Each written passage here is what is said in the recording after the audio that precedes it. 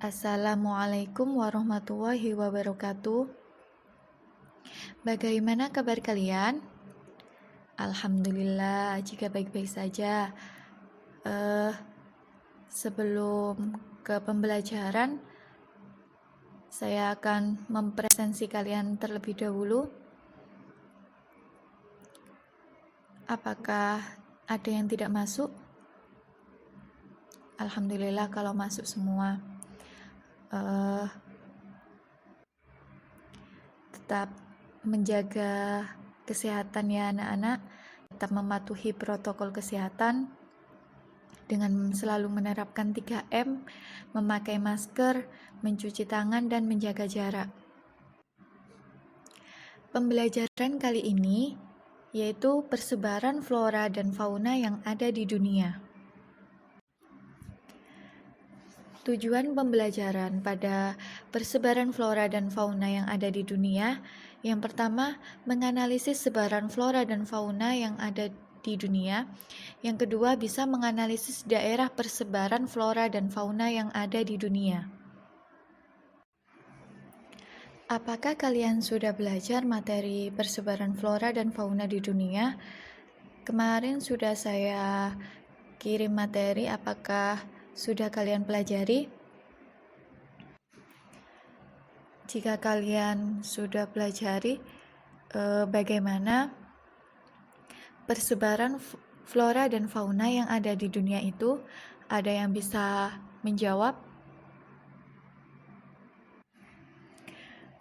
Oke, jadi perbedaan iklim antara satu wilayah dengan wilayah lain yang lainnya menciptakan keanekaragaman persebaran flora dan fauna.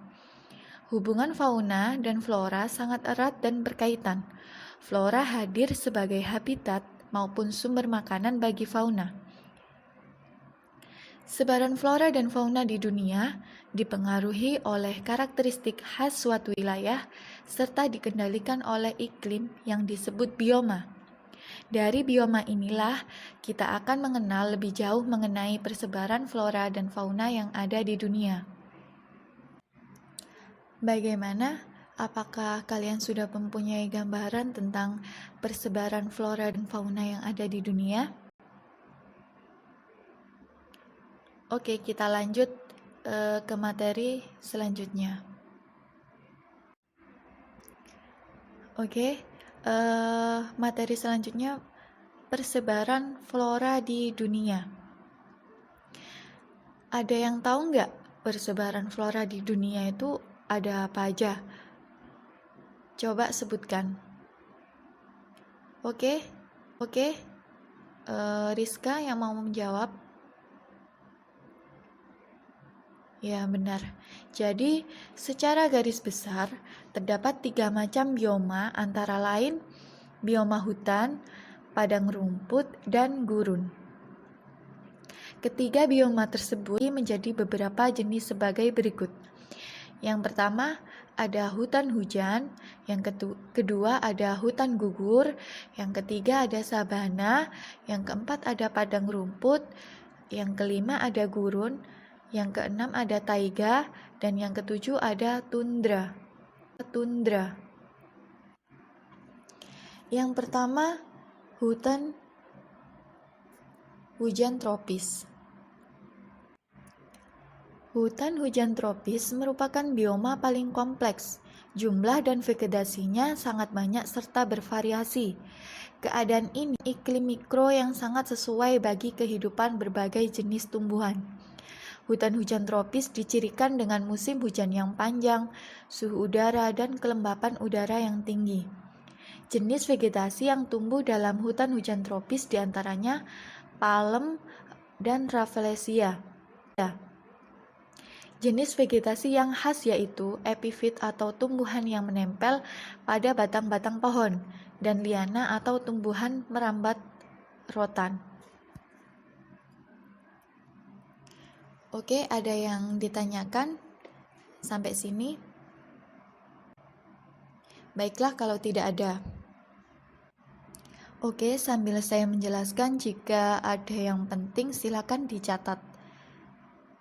Yang kedua, Hutan gugur. Hutan gugur dapat ditemukan di bagian timur Amerika Utara, Eropa Tengah, barat daya Rusia, Jepang, dan Cina bagian timur, Selandia Baru, dan juga di Australia. Yang ketiga, sabana. Apa sih sabana itu? Oke, jadi benar yang dikatakan oleh Arinda, sabana itu padang rumput. Jadi padang rumput yang diselingi semak belukar dan pohon-pohon tinggi. Namun, tumbuh menyebar dan jarang.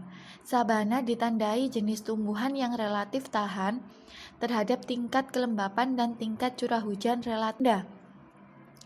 Sabana itu banyak dijumpai di sebagian wilayah Nigeria, Tanzania, India, Australia, Costa Rica, Brasilia, serta sekitar Bali dan sebagian Nusa Tenggara Barat. Formasi vegetasi sabana biasanya terdiri atas padang rumput yang diselingi pohon-pohon tinggi maupun perdu. Yang selanjutnya, padang rumput atau biasa disebut dengan stepa. Padang rumput itu terdapat di daerah tropis hingga ke daerah subtropis. Curah hujan di daerah padang rumput pada umumnya berkisar 250 sampai 500 mm per tahun. Curah hujan di beberapa wilayah dapat mencapai 1000 mm per tahun, tetapi hujan turun tidak teratur. Hujan yang tidak teratur dan porositas atau daya serap tanah yang rendah mengakibatkan sulit untuk mendapatkan air. Tumbuhan yang dapat menyesuaikan diri terhadap keadaan lingkungan seperti ini adalah rumput. Yang selanjutnya yaitu gurun. Curah hujan di gurun rendah, yaitu kurang lebih 200-250 mm per tahun. Hujan lebat jarang terjadi dan tidak teratur. Sinar matahari di gurun sangat terik dan tingkat penguapan tinggi sehingga suhu siang hari sangat panas. Perbedaan suhu siang dan malam hari atau amplitudo suhu harian sangat besar. Tumbuhan yang hidup menahun di gurun adalah tumbuhan yang dapat beradaptasi terhadap keterbatasan air dan penguapan yang cepat. Umumnya, tumbuhan yang hidup di gurun berdaun kecil seperti duri atau tidak berdaun.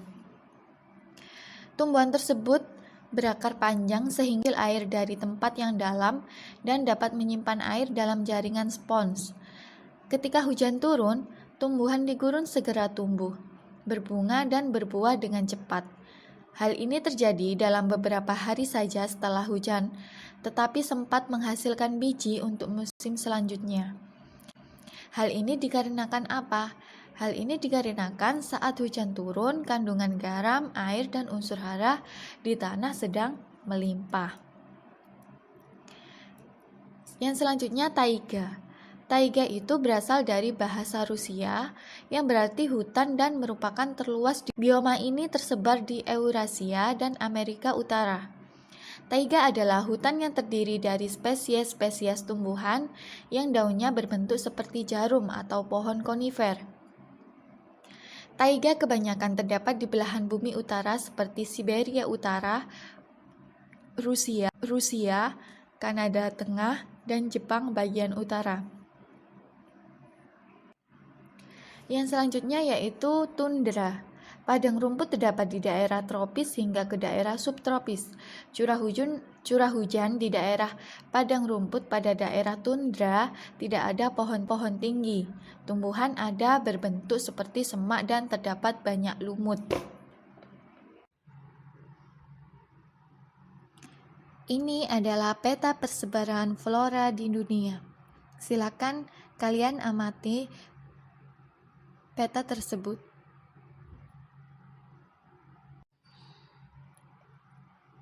Persebaran fauna yang ada di dunia.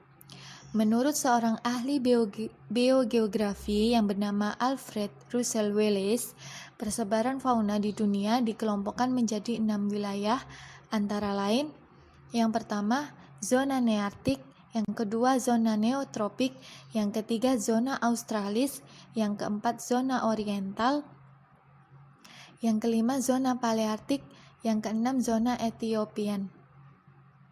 Yang pertama, zona neartik meliputi wilayah Amerika Utara, memiliki karakteristik wilayah seperti ditumbuhi vegetasi hutan gugur di bagian timur, bioma padang rumput di bagian tengah, hutan konifer di bagian utara, dan tertutup salju yang tebal.